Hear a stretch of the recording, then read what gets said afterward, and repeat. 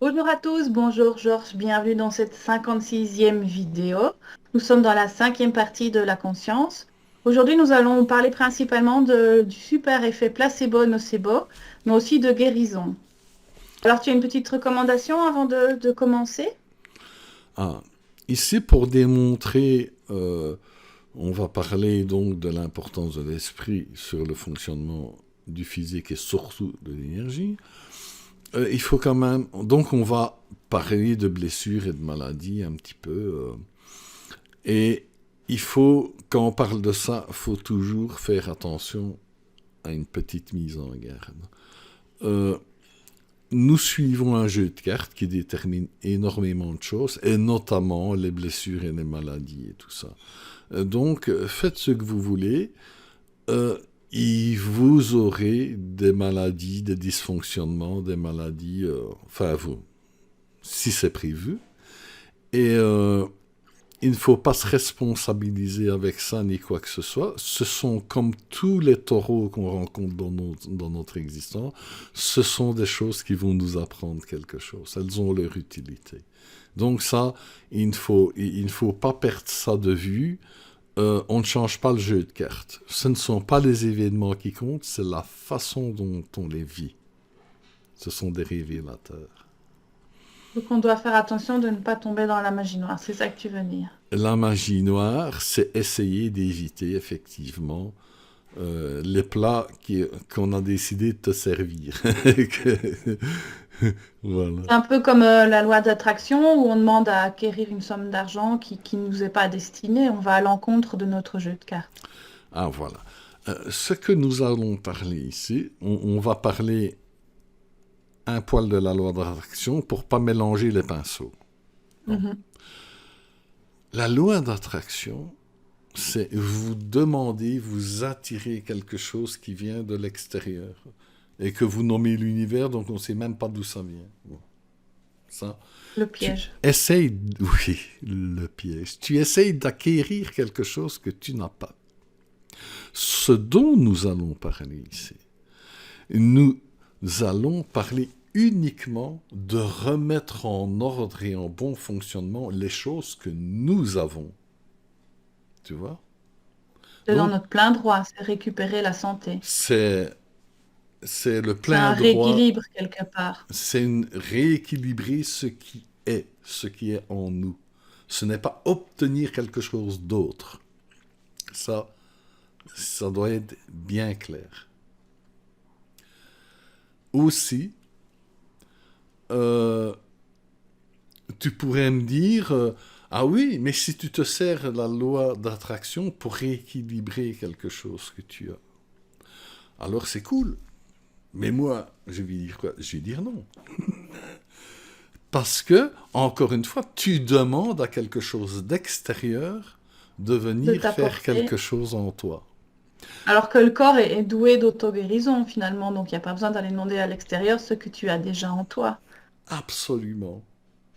En fait, le travail dont il est question, enfin ce dont nous allons parler ici, ça ne concerne que nous, nos propres personnes, Notre fonctionnement intérieur. nos possibilités, notre fonctionnement intérieur et comment on le gère. Tu vois?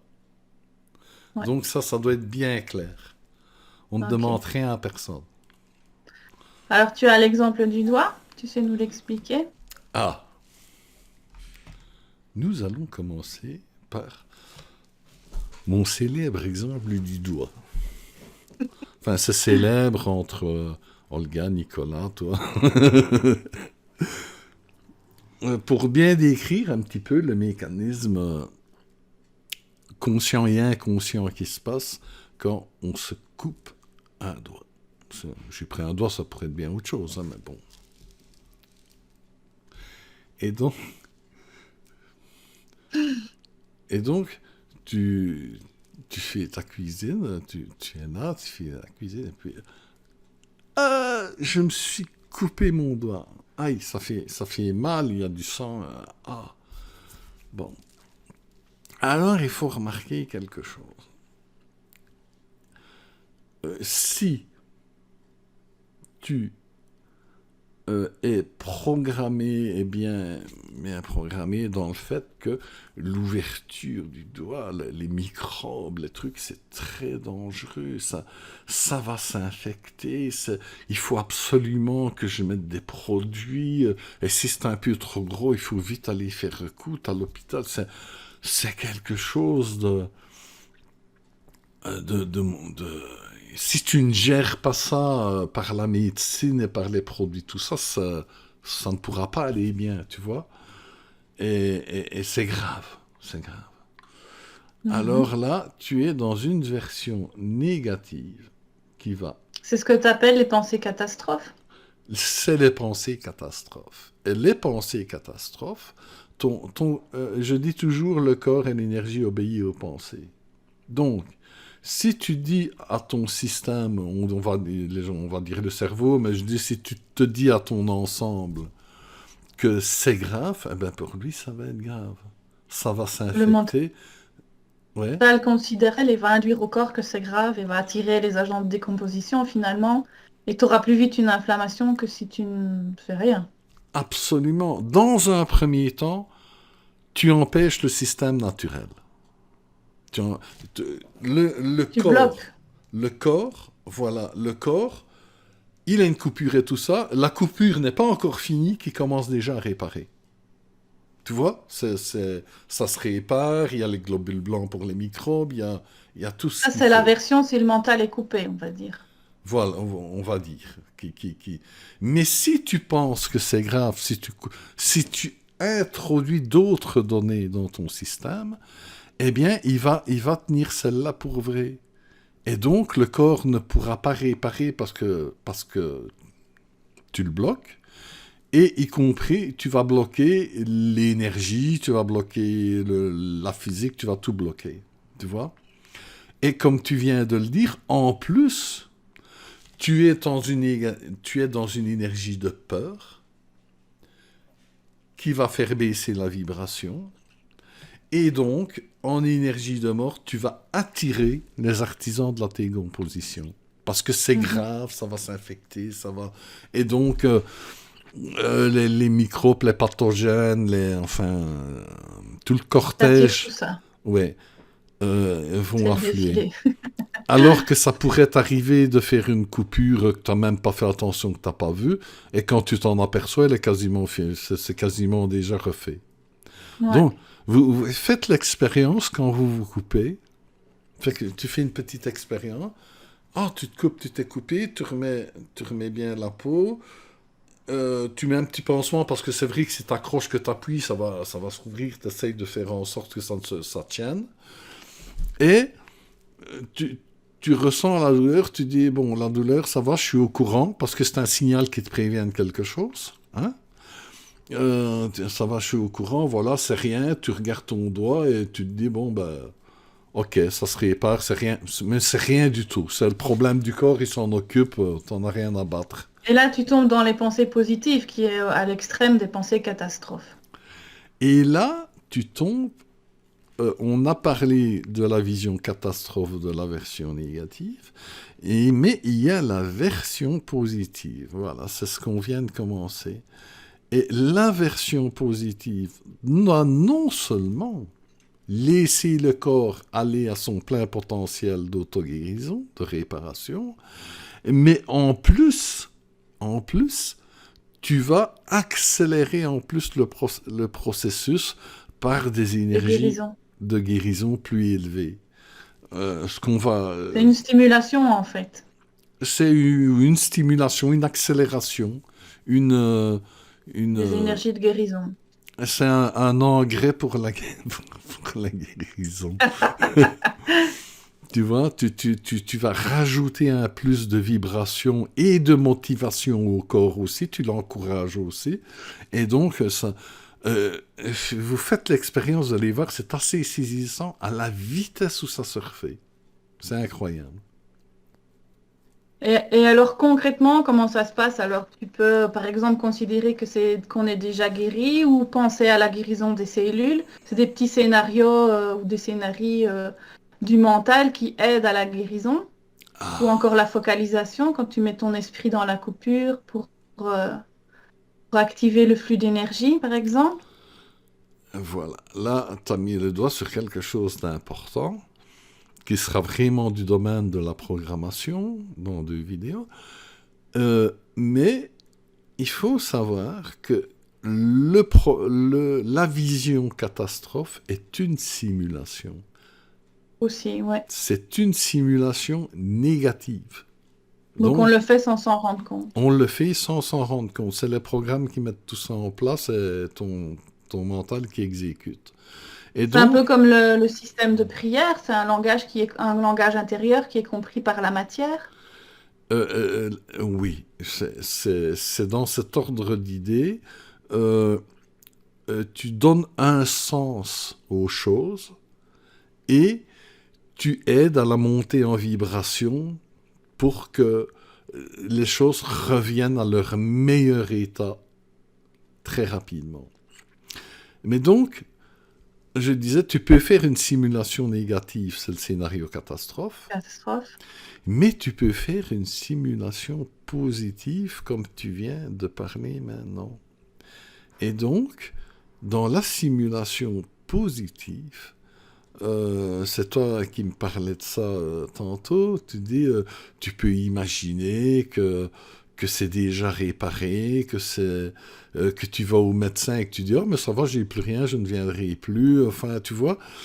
Et, mais par exemple, le fait, par exemple, de voir ton doigt, et de ne pas voir la blessure, mais déjà de voir le doigt guéri qui a rien. La guérison. Comme Ouais. si ce que tu voyais, c'était juste un dessin qui est dessus, qui va tomber. C'est bien qu'il n'y a rien. Eh bien, en fait, tu, tu te sers d'une illusion, c'est-à-dire quelque chose qui n'existe pas encore. Mais attention, l'illusion est très mauvaise quand elle n'est pas alignée sur la réalité. Quand elle est alignée, c'est ça que le vrai terme d'illusion, ce n'est pas la réalité. Quand ce n'est pas la réalité, donc c'est une illusion, on va dire simulation tout simplement, une simulation négative, elle n'est pas connectée aux énergies de la réalité. Parce que quand j'entends réalité, je ne dis pas, ben oui, c'est là, ça on peut toucher et tout ça. Ça veut dire aussi connexion aux énergies de la nature, aux énergies de l'esprit, aux énergies divines. C'est ça la réalité. C'est connecté à la réalité. Si tu n'es pas connecté à la réalité, tu es connecté aux égrégores. Donc une simulation négative te connecte aux égrégores qui sont de toute façon des énergies de mort et de décomposition. Donc voilà. Tandis qu'une simulation positive, attention, une simulation positive, tu appliques la réalité. Tu appliques le corps sain. Tu appliques quelque chose de bien réel en relation directe avec les énergies positives. Tu vois? Et donc, tu es dans la réalité, ça fonctionne.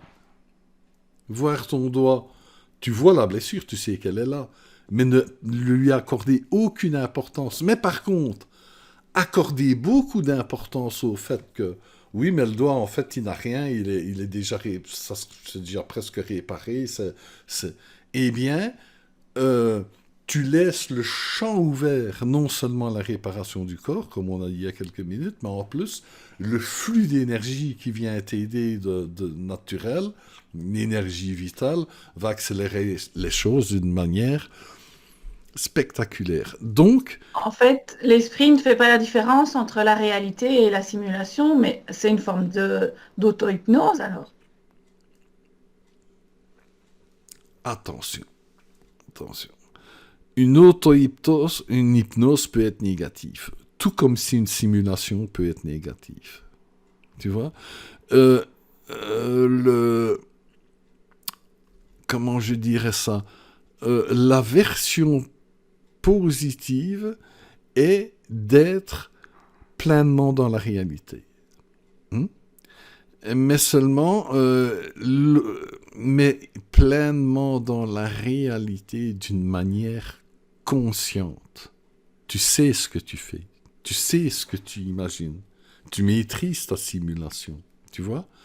Euh, le mot hypnose me gêne toujours un peu parce qu'il est souvent relié à quelque chose de hors conscience, de hors conscient. C'est toujours lié un petit peu à quelque chose que tu ne maîtrises pas, qui ne fait pas partie de toi-même. Il y a quelque chose qui me gêne là-dedans. C'est le fait que c'est l'autre qui vient et que toi, tu te délestes du C'est, problème. Tu dis, c'est c'est- l'autre qui me soigne et ça n'a rien à voir avec moi. C'est ça que tu n'aimes pas chez Voilà, toi. voilà, l'hypnose qui vient d'un champ extérieur qui a tendance à essayer de te faire aller bien sans forcément résoudre le problème. Alors Mais, qu'on doit être impliqué dans sa propre guérison. mais encore une fois, ça doit être un choix personnel, conscient, une Voilà. Il doit y avoir démarche une de demande de l'âme. toi-même, tu vois. Et c'est ça que le mot hypnose me dérange toujours un petit peu. Mais c'est le but. Et ce n'est pas bien compliqué à faire. C'est pas bien D'accord. compliqué à Donc, faire. pour en revenir à nos moutons, les simulations positives, c'est un super outil pour la guérison. C'est un super outil de déprogrammation, de guérison. C'est un outil qui te permet de sortir des trucs brumeux et de dire voilà, la réalité, c'est ça. Et c'est ça qui est en train de se passer. J'en fais le choix, mais un choix éclairé parce que c'est comme ça que les choses fonctionnent. Tu Donc, tu vois? balayes le mur des idées préconçues comme c'est pas juste, pourquoi ça m'est arrivé. Ça, c'est top. Voilà, et tout le cortège de victimisation et de tout ça. Tu dis, voilà, la réalité, c'est ça. Tu as une coupure. Ton corps, l'énergie, tout ça n'en a rien à foutre de comment elle est arrivée là, ni ça a été quelqu'un de méchant qui l'a fait, tout ça. Non, ça se répare, ça se... Tu vois? T'es à fond D'accord. sur l'os de la réalité. Tu vois? Et ça... Ok. Pas de contradiction, il faut exploser les murs. En fait, tu n'as pas à développer ton auto-guérison. Tu as juste à enlever ce qu'il y a dans ton esprit qui fait le contraire de la guérison. Les murs qui t'empêchent d'être toi-même et qui empêchent l'énergie et ton corps de s'exprimer normalement. C'est juste enlever des trucs que tu dois faire. Tu ne dois pas en rajouter. Tout est là. Je le dis toujours, C'est on a toujours la tout. même chose. Il faut rien aller chercher ailleurs. Tout est là. Il faut juste se préoccuper de ben, qu'est-ce que je fais dans ma tête que ça ne veut pas marcher. Ça, on ne Enfin, sait pas. ouais. Alors, on va parler un petit peu du placebo médical, si tu veux bien. Alors, là, on a parlé de l'expérience personnelle. On se coupe le doigt, on est seul à seul et tout ça. Mais on va rentrer dans un domaine qui est aussi intéressant, c'est le placebo. Le placebo qui... On va voir, tu vas voir. Tu vas voir. Donc, le placebo, tu as un truc qui va pas. Et, ça va pas, j'ai mal, il y a un truc qui va pas. Donc, tu vas chez le médecin. Alors déjà, premier stade, parce que c'est important, tu as déjà Dans la salle décidé... d'attente, c'est déjà mieux. Quoi? Ah C'est dans la ouais, salle d'attente, ça va déjà mieux. ça va déjà mieux. Comme le dentiste, t'as mal aux dents une fois que t'es dans la salle d'attente. Oh! Là déjà, tu fais une démarche vers la guérison. Ça, Mhm. tu veux guérir ce que tu as. Tu Là, t'occupes de déjà, toi. il y a déjà quelque chose qui se met en route. Tu vas voir le médecin, tu l'écoutes et tout ça, tu vas prendre ses médicaments. Là, tu vois, c'est toutes des démarches matérielles, physiques, visibles, Mhm. qui font que tu avances vers la guérison et que tu fais des choix qui t'avancent dans la guérison. Tu vas au pharmacien, tu prends tes médicaments. Si c'est plus grave, tu vas voir un spécialiste. Tu vas faire des examens à l'hôpital. Tu vois, c'est toutes des démarches qui t'approchent de la guérison. C'est presque un rituel. Et voilà. C'est le grand mot. En fait, euh, tu es Le en piège, c'est que tu plein... ne crois pas en ta propre énergie d'auto-guérison. C'est que tu remets ta santé à quelqu'un d'autre. Et de nouveau, on est dans l'extérieur et l'intérieur. Voilà. Donc, la démarche, je ne viens pas dire que la médecine ne soigne pas, hein. Il y a des inconvénients, mais il y a un effet, les médicaments peuvent avoir un effet bénéfique, et bon, il y a des effets toxiques aussi, bon, admettons. Mais toute cette démarche, donc ce rituel, comme tu as bien dit, déclenche l'effet placebo, va déclencher en fait l'effet placebo, va libérer ton auto-guérison parce que tu y crois. Tu vois, tu fais des démarches dans ce sens et tu y crois. Oui, celui qui va au médecin et qui est dans l'état victime et qui n'y croit pas une seule seconde, il n'y aura pas de placebo. Mais Mais c'est le nocebo. celui qui y croit, il va réellement avoir, par ce rituel qu'il va exécuter, va réellement avoir des effets très surprenants qui peuvent être vraiment très forts. Le problème d'un rituel, parce que je dis c'est impeccable, jusque-là c'est impeccable, mais tout rituel a un problème. C'est que ça marche, enfin, dans la plupart des cas, mais dans le domaine dont on parle ici de l'auto-guérison et tout ça, tu vas peut-être guérir, mais tu vas rester convaincu que tu n'as pas participé à ça. Tu n'y es pour rien dans ta guérison. C'est les médicaments, c'est ci, c'est là, tu ne vas pas avoir conscience que il y a une grande partie dans ton état qui est due à ta propre auto-guérison. Et ça, c'est toujours le petit côté empoisonné dans les rituels. Et on perd confiance en soi, en fait. Plus tu utilises des rituels, moins tu as confiance en toi. Plus tu as confiance en quelque chose d'extérieur. Ça rejoint un petit peu le truc de la loi d'attraction. C'est de l'extérieur. Tu n'as toujours aucune confiance en toi. Ouais, je ne suis rien et le pouvoir est à l'autre. Donc, voilà. Et donc, dans le rituel du placebo, on y retrouve le même problème. Ça peut marcher, ça marche, le placebo, mais le gros souci, c'est que tu n'as pas conscience que ça vient de toi. C'est ton auto-guérison. Tu vois? C'est comme ton système immunitaire qui arrête les maladies. C'est pas celui d'un autre, c'est pas celui d'un médecin, c'est pas celui d'un hôpital, c'est ton système immunitaire qui arrête les maladies, tu vois? Et il faut vraiment avoir conscience de ça. Tu vois? Ça, c'est très important. Parce que le spirituel, c'est quoi? C'est être bien dans sa peau, conscient de soi, maître de soi, et être indépendant. Spirituel est le contraire de la soumission. Tu n'es soumis à rien d'autre que toi, que tes propres pensées. Tu vois? C'est ça Tu qui nous est expliques un important. petit peu le nocebo? Alors, le nocebo, c'est la même chose, dans le sens contraire. Le nocebo, comme on m'a dit 2-3 mois avant, mais le nocebo, c'est vraiment vivre dans une illusion, dans une simulation catastrophe. Donc, le cas le plus aisé à comprendre, le cas le plus courant, Parlant. tu, Ouais. tu, tu vas au médecin, tu as quelque chose, déjà tu paniques. Là, tu pars pas dans un truc de guérison, tu vas voir le médecin dans un système de panique. Oula, ça doit être grave. Le médecin te dit, ah oui, c'est très grave. Oui, oui. Les médicaments marchent, mais pas trop.